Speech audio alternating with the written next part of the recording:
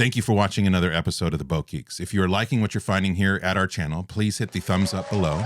And please like and subscribe so you don't miss a future episode. Absolutely. And you can comment too. Feel free to comment. Yeah, we love to hear what you think. Thank you. And barrelback. Oh, wow. Or 1941 barrelback. The paint was a bit too thick on the inside of the hatches. You couldn't see the grain like the judges wanted to, so point deduction there. Or the texture of the upholstery was wrong, so point deduction. This wasn't lined up perfectly, point deduction. So it's very, yeah.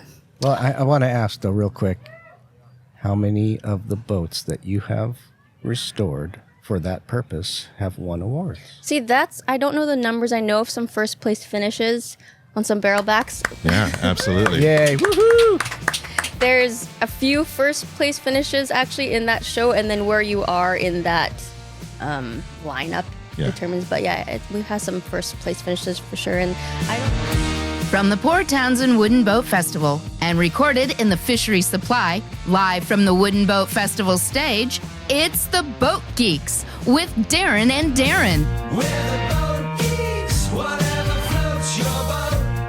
Welcome to the next Boat Geeks podcast. This is a special edition coming from the Port Townsend Wooden Boat Festival 2024. I am your host, Darren. And I'm your other host, Darren, and we're in the Fisheries Supply live from the Wooden Boat Festival stage. And today we have two special guests. We have Diana Talley and Christine MacPheat. And we want to find out more about you guys. Yeah, we've heard your names. Story? thank you for getting our names right. Well, I have to tell you, when I said your name the first time, Darren thought I said Christine MacPheat. Yes. The Fleetwood Mac. Yes. No, Just yeah, showing my sorry. age. Can you sing? A little bit. Play piano? A little bit. All right. There you She go. is multi-talented, Christine MacPheat. Yeah. So- yeah, what's the story? What's going on with you guys? Well, thanks, you guys. Of course. Welcome. Thank you. And you welcome, too, to Port Townsend. Thank you. So I'm Diana Talley, and I'm a retired boat builder. Had my own shop here, was here several decades. Now I'm just living a good life. All right. My focus since I've retired has been to promote women in maritime. That doesn't mean necessarily boat builders. It means everybody. Yes. All the unsung heroes, the people that are never seen. And so along that line, for several years, and there's many women who join me. Barb Traylor is one of them, who runs the festival, and Casey Cronkite. And the three of us are a think tank. And we do what we can to keep the conversation of women in maritime alive. So I think it was 2 years ago, I decided, Barb asked me. It's never my idea. Barb said, "Hey, Diana," and I went, "Sure, I'll do that." And that was a good accent. Yeah. It was so amazing. I put together a forum, and I got to choose what women to have. And it was all women who had never been on the cover of a magazine, never been in a video, which of course was a lie. I found out later someone was heavily known on sailing magazines. Doesn't matter. I didn't know that, so if I don't know it, the world doesn't know it. It was really lovely, and I chose 4 women. I chose a shipwright, a finisher, and then a rigger, and a professional captain. So 4. Good representation. And there's a million different Of course. attributions you can give to everything maritime, but we had room for 4. Yeah. And so it was very well attended, huge crowd, because it's a conversation people are interested in, women in maritime. And everyone has a story to tell. And so I was up there, and we had a really good forum, and it was very successful. And I noticed this beautiful young woman in the second row crying. And I went, What's wrong with her? wow. And so I just asked a few questions, and that was it. And who was that beautiful young woman? And why were you there, Christine? Can I guess who it was? Can I guess? Why were you there? Yeah. So I am going into my 7th year of boat building and finishing work. I live in Kelowna, British Columbia. And it was not until yesterday that I had met another Canadian female boat builder at the Tea Social Oh, wow. that this lovely Belinda put on. Yay. Many people put it on. But I had felt very alone. In my shop, there's currently 9 males. When I started, I was the only female. I was 31 at the time, with 6 other older gentlemen, ages ranging 55 to 74. So I felt very alone. It was an interesting dynamic. They thought I smiled too much and had too much energy and ate too much candy. But I was looking for other women in the industry, and I came across Port Townsend Festival, I think just on Instagram or something like that. And it was only 2 weeks before it had started. So I had tried to book a place to stay. There was nothing left here Good because luck. people book this years in advance Yes. to stay here. So I booked a place in Quilcene, which is 45 minutes away, something like that. And I told my work, so I'm a contractor for a boat shop in Kelowna. So I just said, I'm leaving for the festival. See you later. Have fun. Bye. Good for you. And I drove here in my truck. And I saw on the schedule, I saw your forum, it was called Women in the Maritime Trades, or Maybe something like this. Something like that. I said, okay, I'm Yeah. dying to meet other women in the trade. Any other boat builder, because in my field, because I don't know anyone apart from my shop in Kelowna. And the next shop that does classic mahogany speedboats, which is what I rebuild and restore. Cool. Wow. And the next shop is maybe Muskoka, Ontario, or maybe some out east, and then there's some in California and New York. So it's definitely a niche within a niche in the market, in a dying art. So I packed my truck, drove here. Your forum was on Saturday at 1:00, and I instantly felt so emotional. I'll try not to cry right now, because I didn't feel alone anymore. Yay. Totally Wonderful. understand. I'll gather myself, and then you can talk. Yeah. And Diana, did you just recognize that immediately upon? Well, it was lovely because the whole point of what I am doing and what I was doing specifically that day was to make women feel part of a huge collective of other women that are going through the same thing. I mean, we're here, but people don't recognize us. And so, when I saw that, I made note, but of course she disappeared after the forum. Because I was crying like I am now. Has anyone cried on your podcast yet? Me, but that's another story. Yeah. So, we got through the festival, and then was it the day after the festival? No, it was actually 2 days Does anyone have a later or tissue? something. Oh, shoot. Oh, Obi's crying in the audience. So we're all crying. I got one. Here. Cut. Here. Yeah. That's Did you blow your nose on this thing, Diana? That's Rick's old handkerchief. I Aww. carry it with me. Just so you know, and we'll edit all this, yes, we have had men cry on our podcast. So you are not the first. I love and that. there's a lot of emotion in something that we're all passionate about, Yeah. right? I'm gonna cry on today's panel too. Okay. So I don't remember. It was 2 days later afterwards, and I was driving through Point Hudson because I do that. It was And- on the Tuesday. I was leaving, so I stayed. The festival's Friday, Saturday, Sunday. I stayed Monday and just got to see the town. And I was talking on the Tuesday morning, I was planning to drive back to Kelowna. And I was at Bruce Tipton's house. He's a boat builder that just lives on the grounds, Spar maker Yeah, too. spar maker. Yeah. And we were talking he showed me his shop, and we had so many similarities too, like shavings that we love because the curls are so long, and he has a bag of them, and I have boxes of them too, just for Christmas presents. That's great. And And we then were I drove standing up. outside of his house, and you drove up to that stop sign, and you rolled down your window, and you said, "Hey, Canada!" And I instantly start bawling because I was dying to meet Diana during the festival at some time, but I never got to.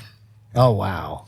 Yeah, and then we had a chat and hugged and cried, and 3 weeks later, she drove up to Kelowna to come see me. Wow. Well, I like to get out of town after the festival. Sure. And I like to go for a drive. And I went for a beautiful long drive, and I thought, I haven't been to Kelowna for a long time, and it's a beautiful part of the world. And I said, "Can I come see ya?" Because No, you said, "I'm coming to Oh, see there you you." go. You didn't ask. You told me, "I'm coming to see That's you." right. I don't And I ask. wanted to know. I was like, okay, let's see if she actually does. And 3 weeks later, wow. 2.5 weeks later, she came up to see my shop. Well, I was very curious because she gave me like what's it called? A Post-it stamp idea of what she does. She's a boat builder, but and she's working on, what do I call them? Go fast mahogany pinstripe boats. Isn't that what I say? Yeah. They are classic, They know what you're top talking of about. the line. Chris Craft, Rivas, what else? Shepherds, Gravettes, Centuries, Hackercraft. And they're all old, Yeah. and they are being restored, which is basically what we do here. We build boats, but we do restoration and repair. That's our bread and butter. And so she's in this truly niche market that I'm very curious about because I grew up with them, seeing them, because I'm old, and they're old boats. They're so spectacular. So I drove up because I wanted to see what she does, and they all knew I was coming. It was pretty sweet. The shop gave me my moment to come in, and she gave me this massive tour, and I was, Yeah. We were 3 big bays all full of these boats. Oh my And gosh. I wasn't sure if she would actually find the place because Diana doesn't have a phone. Shut up. So she had to print off Yeah. maps. I remember those days. How many years ago was this when you visited? 2 years ago? October 2022. So I was at that festival, and then Yeah. a couple weeks later she came to see me, and I've been visiting Port Townsend 2 or 3 times a year ever since. Oh, yeah. She has a spare bedroom at my home. Oh, I was going to say, when are you going to move here? I know. Well, everyone- don't think everyone people asks don't me want that. her here. People want I'm her sure. here. But let me just say this about that, and then I'd like Christine. The reason that I wanted to talk to her today is, so Christine does this phenomenal restoration work on boats that are showboats. So they aren't just used. They also compete for quality of craft and restoration or maintenance, or I don't know, but I don't know what it is, but I want you to tell us because I find it so fascinating, the parameters that you work within to create the expertise that you do. I mean, when they go out, things like reed and prints instead of Phillips. A lot of people don't even know what reed and prints is. So can you explain, what is it, concourse? And there's different levels? Yeah, so there's different levels of restoration with these boats. There's Lake. Are you still crying? The dust got in her eyes. I'm not okay, crying, I'm you're not- crying. Let's all cry. So it's like a therapy session. Thank you. Excellent. So there's 3 levels of restoration: lake, show, and concourse. There's a lot of people that want their boats done to concourse level. If it goes to Lake Tahoe competition or any competition, there's certain things that judges look for. But if you don't have it done a certain way, the judges will deduct points from you. So, for example, Diana mentioned reed and prints. So reed and prints was, I don't know years. I had them all last night, but I totally went blank. They're the original Phillips So head, for aren't example, we restored and rebuilt the bottom of a Chris Craft Cobra in 1955. So a new bottom, new hull sides, new deck. And back in 1955, they didn't have Phillips because that was changed at a later date. So reed and prints, it's similar to Phillips, but they? Better. it's better because there's more torque of the angle of which the screw can go in. And it's very easy to drive those too far as well. So that's why they changed to Phillips, where they're rounded on the edges so they can cam out faster. So if a judge sees a Phillips screw anywhere that's visible, you get a point deduction. Wow. I've heard a few people here mention their boats, and they've used the term museum quality. I'm assuming that's the same as maybe concourse, where it has to be just Yeah, I'm not Original. sure. Original. Yeah, all original. Probably. I mean, it's not being judged in a museum, so maybe it's not as harsh. But or another example is your pinstripes are a 30-second too wide point deduction. They have to be at a certain width. Do you know how many pinstripes are on those boats? I'm assuming My a back lot. hurts so much after pinstripe taping, bending over to tape them all, using a caliper to measure, painting, and then removing the tape, fixing any bleed throughs. There's a lot. There's And some that boats that are level of craftsmanship is you just got to take a ton of experience and studying, and then just patience and I have no patience anymore. It's all spent. and a love for your craft, right? Yes. Though you love your craft. I love my craft. So there's another thing that she told me, and I get it. I'm believe me, I could care less about perfection. I'm a practical boat builder, but she'll say, when you put bungs in or plugs, the grain has to go. Oh, it has to match, doesn't it? Yeah. But if it's that instead of this, she can't sleep. I'll lose sleep at night. If the grain direction is half a degree off, I can't sleep. I'll go into the shop the next morning. That's the first thing I fix. I'll take that plug out, fix it. And I bet the people's boats that you've worked on love you for that. They do. Yes. I show them so that they have an appreciation for it. Because sometimes they'll be like, why is my boat taking so long? You spend a day with me and you see what you get done. Right, that's right. But no, I take it to the extreme. Back in the day, it was assembly line, so they wouldn't have done that. But I like to do that. And so what are some of the things? If you have too much paint on some of the on one of the barrel backs, 1939 barrel back, or 1941 barrel back, the paint was a bit too thick on the inside of the hatches. You couldn't see the grain like the judges wanted to, so point deduction there. Or the texture of the upholstery was wrong, so point deduction.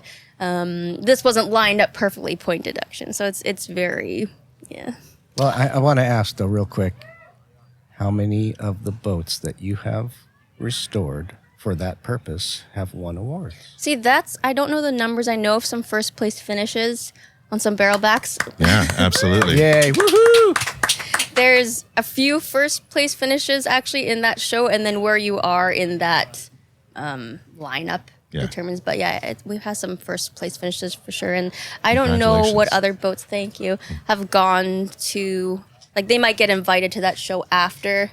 I didn't work on that boat that got a first place finish, but I hope to. I'm building with Jim a 1939 barrel back, and that hopes to go to Lake Tahoe.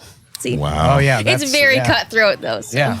Is Lake I might Tahoe, go once and be like, okay, I'm done. Is Lake Tahoe the pinnacle of I think that? so, yes. I would imagine. That's what I've heard. I used to, 7 years ago, before we moved up here, I lived in Placerville, which is 45 minutes out of Lake Tahoe. And I've been to that show, and it is phenomenal. The boats You've there. gone? That's awesome. Yeah, it's works of art every single. And they feature a certain boat every year, so Rivas or barrelbacks this year. Can I brag? Yes. Please. Oh, thank you. I never brag. I don't believe you, but go. In the course of my owning a shop, I always hired women, always.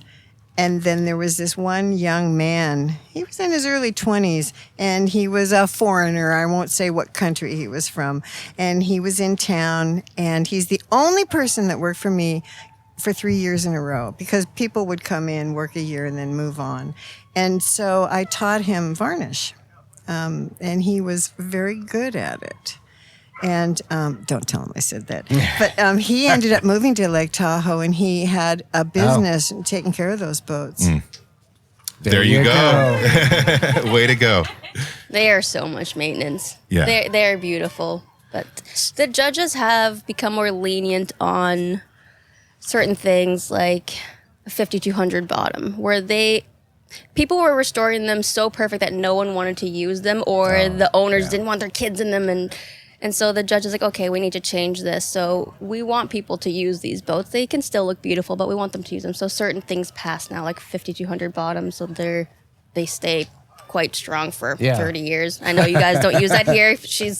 Diana said, don't say 5200 in Port Townsend. We don't use that stuff. It's the devil's work. The Port Townsend Wooden Boat Festival, an annual celebration every September, the weekend after Labor Day. Hundreds of incredible wooden boats, an amazing slate of seminars and workshops, and fun activities for all ages. The Port Townsend Wooden Boat Festival, a project of Northwest Maritime. Tickets and information at woodenboat.org. I have a 1946 Matthews wooden boat that I bought a few years ago, about 4 years ago, and had it restored in the boatyard here.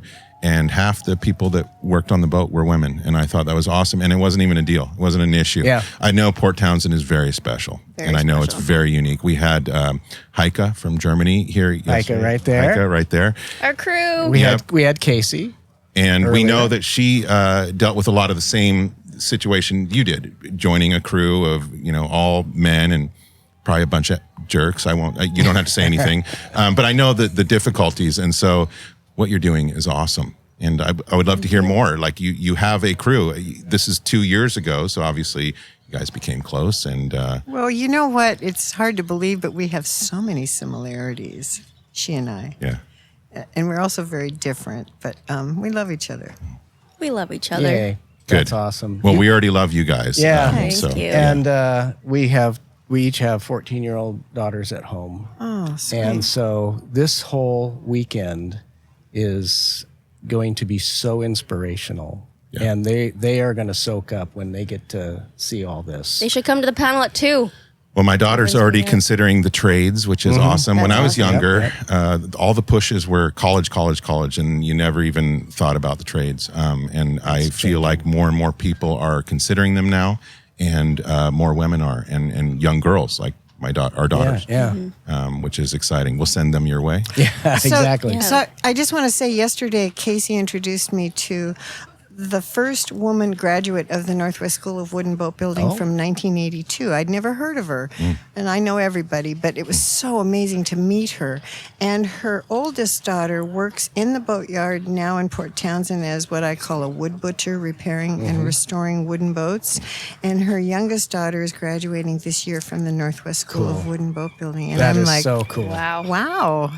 I'm Yeah. happy. Yeah, that is amazing. The next Well, generation. And when we were talking with Heike, the challenges of entering the boat building world with all these guys and the challenges that you faced, 6-7 years ago, you've probably made them change. What is it like now? Oh, good question. Yes, what has your We're influence hoping. been on them? So I was the newbie back then, and I run the shop now. Really? There you go. Yes. Absolutely. That's what we That like is to so hear. great. Says a lot, doesn't it? Yes, it does. No, but I've had more I've had some problems with crew members, but it's a lot of people that kind of just meander into the shop too and want to poke around. I've dealt with racism. I've dealt with Sure, everything. everything under the sun, and it gets exhausting. But you just kind of work through it. I have self-deprecating humor, which I love. I love to make fun of myself. So do I. Yeah. You do too. Yeah, totally. We get along. Yeah. But no, the crew now they respect me. We have mutual respect.